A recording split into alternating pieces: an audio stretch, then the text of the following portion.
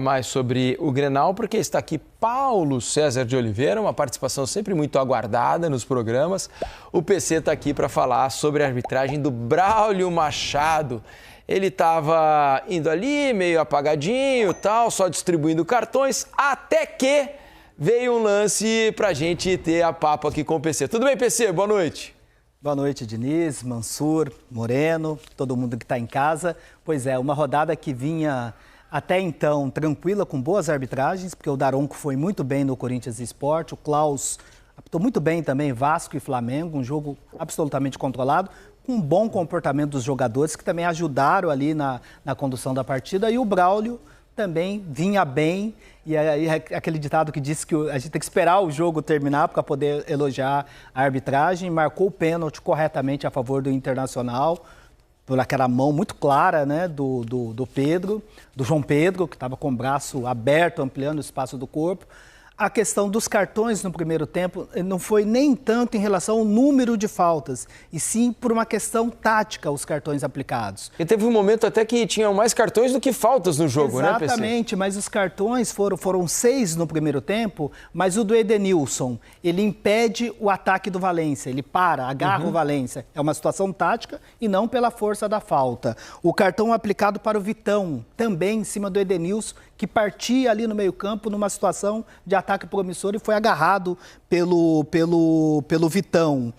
A entrada do Marlon em cima a entrada do Marlon em cima do Valência. Todos também, os cartões aí para vocês foram bem aplicados, e o único cartão que talvez poderia ter sido evitado foi o do Alan Patrick, que ele fez uma falta dura no Dodge, mas ele tinha sido agarrado primeiro. Se ele tivesse marcado a falta do Alan Patrick, não teria a continuidade da jogada, e depois os outros cartões no banco. Estava controlando bem, tentou controlar ali com os cartões, o Grenal é sempre muito difícil de apitar, mas aí vem o lance derradeiro, o lance que tem influência total no resultado do jogo, que é o lance que a gente vai debater, que vocês, com a nossa equipe também lá, que estava no campo, também já comentaram.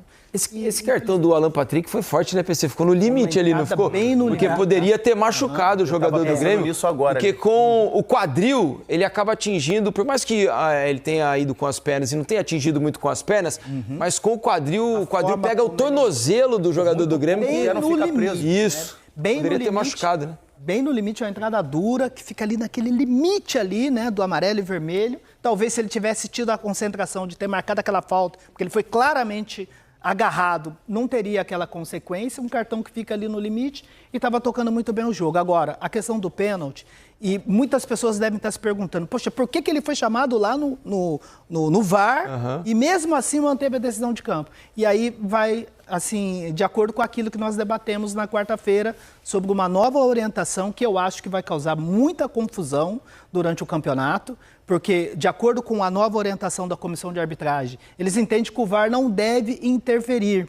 Ele acha que o VAR ele é um árbitro assistente de vídeo, ele tem que recomendar a revisão e o árbitro de campo tem que decidir. Só que o árbitro de campo ele vai lá com aquela convicção que ele teve no campo de jogo. Eu penso diferente, o VAR é um árbitro de futebol e ele tem que ter capacidade de fazer uma leitura e identificar o que é um erro claro. Se o VAR identifica um erro claro, ele tem que chamar o árbitro, se posicionar, mostrar os melhores ângulos e auxiliar ao árbitro a corrigir um erro claro. Então a gente vai ter nesse campeonato muitas revisões e eles estão tentando tirar o peso do árbitro, do VAR, deixando a decisão para o árbitro de campo, mas para mim há um erro muito grande na orientação.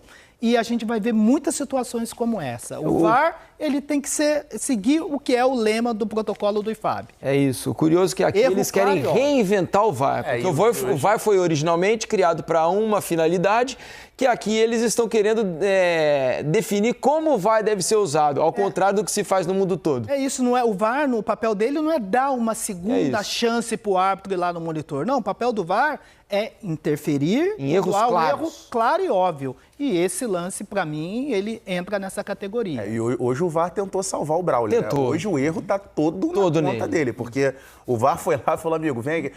Tô te dando uma chance. Tentando te ajudar, tô te dando a segunda chance. Mas... O Braulio foi lá e eu tô curioso para ouvir o áudio. Essa daí. Eu tô, assim, para tentar entender, por mais que na minha cabeça seja completamente injustificável, para tentar entender o que pode ter passado, a explicação para ele, para não marcar um pênalti que, gente, é muito claro, é muito óbvio. E, inclusive, nessa explicação, Moreno, pode ser que a gente ouça já uma participação do VAR com essa nova orientação, porque antigamente o VAR era mais incisivo.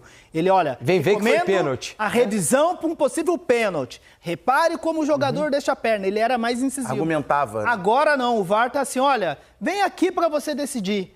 E essa é a orientação equivocada da comissão de arbitragem, porque eles estão tentando tirar o peso do VAR e o árbitro de campo ele vai lá e acaba ficando com a mesma convicção que ele estava no jogo. Isso não é pouco, é muito pênalti, né, PC? Muito, muito porque olha pênalti. só, o Braulio, ele tá lá, ele tá vendo as costas dos jogadores. E, de repente, no campo de jogo, pode ser que ele tenha uma avaliação de um contato lateralizado, de um contato que está sendo lateral. Só que, no entanto, o contato é produzido por aquela perna, pela alavanca que o Aguirre fez no momento que o Aravena chega primeiro, toca na bola e, olha só, não é um contato aqui lateral, um jogo de corpo lateralizado, não. É com a perna. Repare a perna direita do Aguirre, como vai, lá na coxa do Aravena, a jogada que inicia lá com o Thiago Volpe, aí tem o desvio, tem a assistência do Cristaldo, o Aravena é mais rápido, toca na bola, e ele pode ter tido essa olha, ele até bate meio que no ombro, entendendo que é um contato lateralizado, mas ele não vê a perna. Olha essa imagem lateral. É que, na verdade, não tem contato no ombro, né? Nem tem o contato. É diferente daquilo que ele viu no campo de jogo.